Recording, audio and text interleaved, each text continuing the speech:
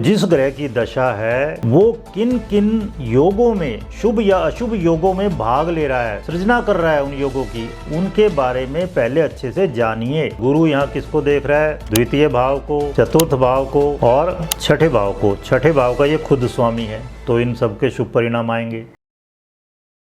नमस्कार, अपनी कुंडली कैसे पढ़ें, इस श्रृंखला की अगली वीडियो में आप सभी का हार्दिक स्वागत है।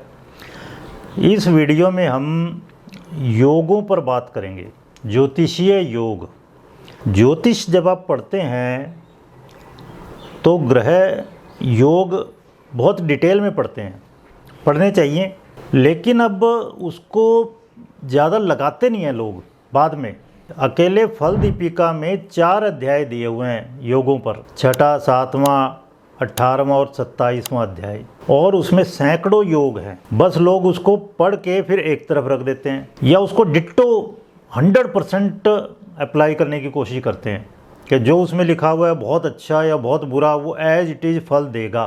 तो सबसे पहले ये समझ लीजिए, जब भी किसी की कोई दशा आती है, किसी ग्रह की दशा आई, मान लो गुरु की दशा आई, तो गुरु सबसे पहले उस भाव के फल नहीं देगा जिसका वो स्वामी है या जहाँ वो बैठा है या जिस भाव को वो देख रहा है। सबसे पहले गुरु उन योगों के फल देगा जो वो बना रहा है उस कुंडली में। जैसे गुरु से आप समझते हैं हंस महापुरुष योग या केसरी या गज केसरी योग कहते हैं, ये बनता है। तो गुरु सबसे पहले अगर बनता है तो गुरु सबसे पहले इन्हीं के फल देगा। और अगर अशुभ है, चंद्रमा से 6, 8, 12 में गुरु है तो शकट योग बनता है, नेगेटिव है, वो अशुभ है, उसके भी फल देगा। उसके बाद गुरु फल देता है जहाँ वो बैठा हो, जिन भावों को वो देखता है, जिन भावों का वो स्वामी है, जिन ग्रहों के साथ वो बैठता है, आदि आदि। तो सबसे पहले ये समझ लीजिए, जब भी किसी जातक की, आपका क्लाइंट है, उसकी दशा अंतर्दशा के बारे में विचार करना आप शुरू करते हैं, तो जिस ग्रह की दशा है वो किन किन योगों में, शुभ या अशुभ योगों में भाग ले रहा है, सृजना कर रहा है उन योगों की, उनके बारे में पहले अच्छे से जानिए। उसके बाद आप आगे बढ़ें। मैंने एक वीडियो पोस्ट की थी कि किसी भी ग्रह की दशा अंतर्दशा में कौन से 10 फैक्टर एक्टिवेट हो जाते हैं, सक्रिय हो जाते हैं, 10 बातें। उनमें सबसे पहले है जिन योगों की वो सृजना कर रहा है, वो शुभ योग हो या अशुभ योग हो। जब भी किसी ग्रह का योग आप देख रहे हैं तो उसको 4 कसौटियों पे कसना है। कसौटी समझते हैं ना, जिस तरह सोने को अगर जांचना परखना है तो कसौटी पत्थर पे घिसा जाता है उसे, तो इसी तरह किसी भी योग को 4 कसौटियों पे घिसना है, परखना है। और मैं यहाँ कुछ रिनाउंड लोगों के और कुछ सामान्य लोगों के होरोस्कोप के उदाहरण लेकर आपको बताऊंगा। तो वो 4 बातें क्या हैं, 4 कसौटियाँ क्या हैं। सबसे पहला है राशि। भाई ज्योतिष में है क्या? राशि, भाव, ग्रह, और इन्हीं से आगे योग बनते हैं। किस भाव में कौन सी राशि बैठ गई, वहाँ पर कौन ग्रह बैठा है, या वो ग्रह किसके साथ बैठा है। ये 4 कसौटियों पे आपने किसी भी योग को कसना है, तब आप समझ पाओगे कि वो फल पूरे देगा, कम देगा, या आप 100% मानते थे ना, वो 1000% भी दे सकता है। तो अभी हम डिस्कस करना शुरू करते हैं।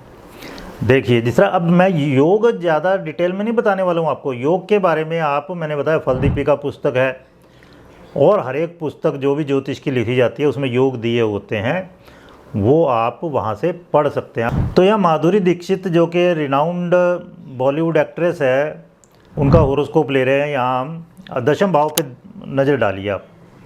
यहाँ पर गुरु 4थी राशि में बैठा है। गुरु जब केंद्रों में अपनी राशि या उच्च की राशि में हो तो हंस महापुरुष योग बनाता है। अब यहाँ ये गुरु उच्च की राशि में है तो हंस महापुरुष योग बना दिया। और इसके साथ ही चंद्रमा है, चंद्रमा अपनी राशि का है।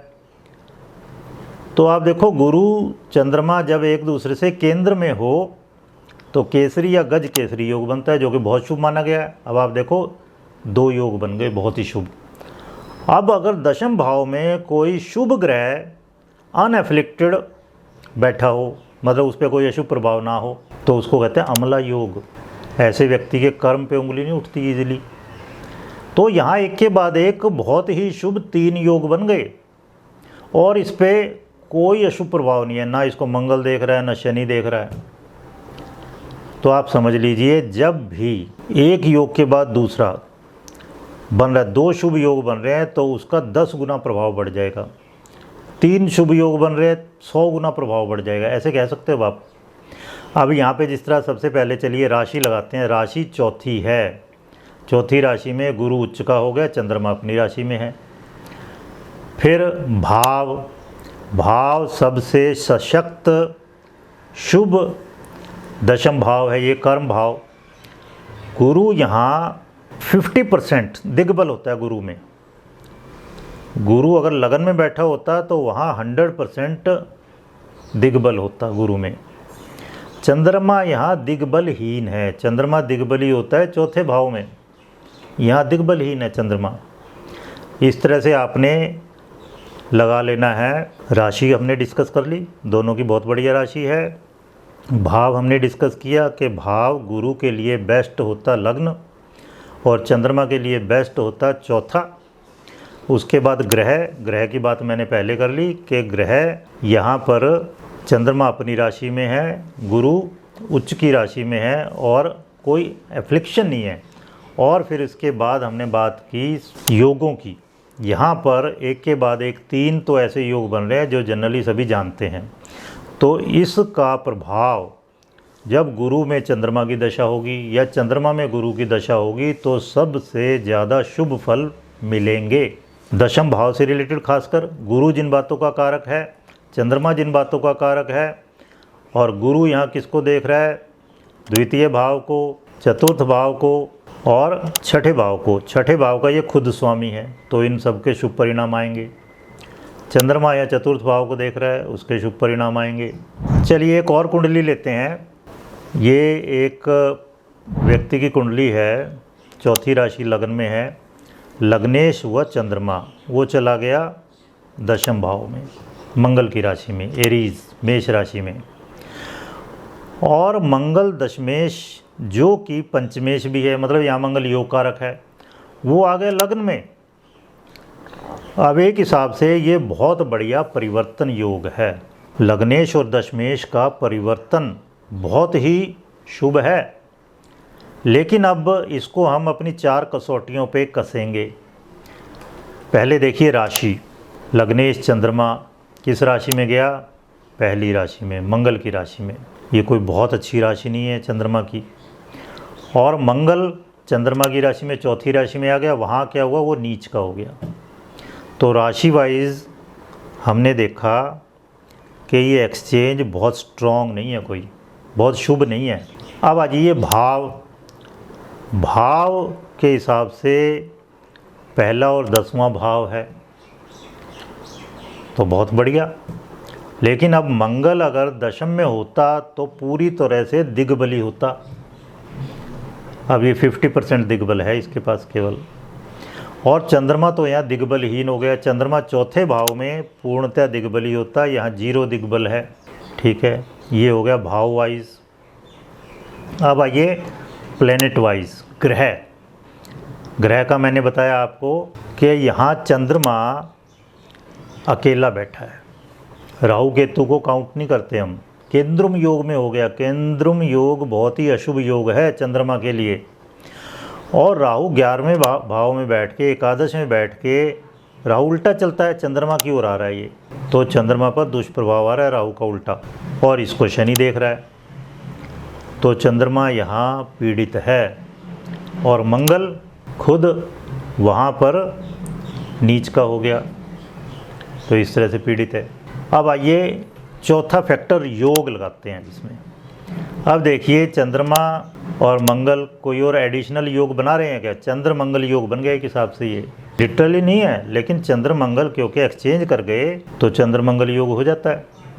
तो यहाँ पर कोई खास शुभ प्रभाव नहीं होने चंद्रमा में मंगल की दशा में या मंगल में चंद्रमा की दशा में, इनकी दशा अंतरदशा में, और इस व्यक्ति का मन भटकता रहता है बहुत से काम बदल चुके हैं। ये अब से पहले मैंने क्या बताया, जो भी योग बन रहा है वो चाहे एक्सचेंज हो, वो क्लासिकल योग जो भी हों, उनका फल मिलेगा, ज़रूर मिलेगा। और कब मिलेगा? उनकी दशा अंतरदशा में। योग बनना अपने आप में समझ लीजिए बीज है। वो बीज कब फलेगा? जब मौसम आता है। कोई भी बीज, जिस तरह आजकल बरसात का मौसम है तो आम की गुठली पड़ी है, वो उग जाएगी, उसमें पौधा निकल आएगा। इसी तरह ग्रह योग है। अब एक और लेते हैं। यहाँ देखिए, ये एक मेल की कुंडली है। चौथे भाव में सूर्य और बुध इकट्ठे बैठे हैं। इसको क्या कहते हैं? बुधादित्य योग।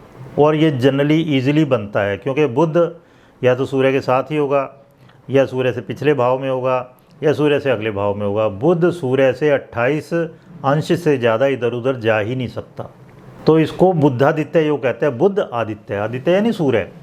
और लोग बड़े खुश होते हैं कि जी हमारा बुधादित्य योग बना हुआ है, कि जी बहुत लर्नेड होगा, बहुत एजुकेटेड इंटेलिजेंट पर्सन होगा।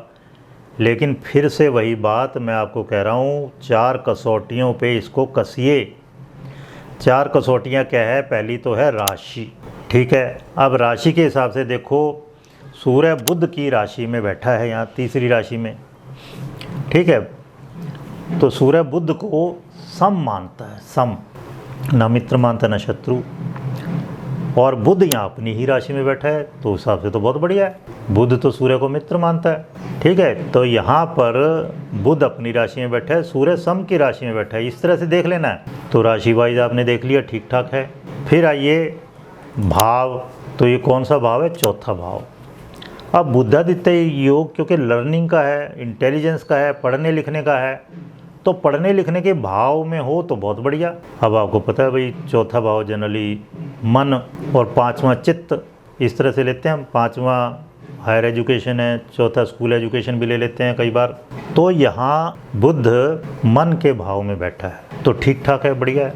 ये योग चौथे भाव में बन रहा है। तो भाव 6, 8, 12 नहीं है, कोई अशुभ भाव नहीं है। फिर इसमें देखिए अब ग्रह कौन से हैं? सूर्य बुध मिल के अच्छा योग बना रहे हैं, बुधादित्य योग, ठीक। और इसके साथ में कौन है? पिछले भाव में गुरु है। हालांकि राहु भी है, लेकिन गुरु इस भाव के नज़दीक है, 21 डिग्री 23 मिनट का। और अगले भाव में शुक्र। तो आप देखो, ये हो गया शुभ कर्तरी योग। किसी भी भाव के, किसी भी योग के दूसरे में और 12वें में शुभ ग्रह बैठ जाएं तो वो शुभ कर्तरी योग कहलाता है। तो इसका शुभ प्रभाव और बढ़ गया। चौथा पॉइंट जो हम कह रहे हैं अन्य योग, तो उसी में ये चीज़ भी आ जाएगी कि एक तरफ इनके गुरु बैठा है, दूसरी तरफ शुक्र बैठा है। इस पर कोई अशुभ प्रभाव नहीं है इस योग पर, बुधादित्य योग पर। शुभ कर्तरी योग है। और साथ साथ क्या आ रहा है यहाँ पर? बुध अपनी राशि में है, केंद्र में। बुध जब केंद्रों में अपनी राशि या उच्च की राशि में हो तो भद्र महापुरुष योग बनता है। अब आप देखो, यहाँ बुधादित्य योग के साथ साथ शुभ कर्तरी योग भी बन रहा है, भद्र महापुरुष योग भी बन रहा है। तो इसलिए इस बुधादित्य योग के फल बहुत ज़्यादा आएंगे। हालांकि यहाँ पर अगर हम देखें तो बुध अगर लग्न में होता, तो बुध गुरु लग्न में पूर्णतया दिग्बली होते हैं, 100% दिग्बल मिलता है। अब यहाँ पर केवल इसको 50% दिग्बल मिला हुआ है। और सूर्य तो दिग्बलहीन है, सूर्य दशम भाव में दिग्बली होता है, या 0 दिग्बल है। तो इस तरह से पूरी एनालिसिस करके तब आप समझ पाएंगे कि कोई भी जो योग बन रहा है, शुभ हो या अशुभ हो, उसका पूर्णतया फल कितना होगा, पूर्णतया होगा या नहीं होगा, कितने % हो पाएगा। इंदिरा गांधी की कुंडली में लगा के देखते हैं। देखिए, इसमें 3 परिवर्तन योग हैं, लेकिन तीनों अलग अलग कैटेगरी के हैं। मैंने आपको 7 तात्कालिक योग एक वीडियो डाली थी मैंने। यहाँ पर देखिए, लग्नेश सप्तम में और सप्तमेश लगन में शनि चंद्रमा का योग है।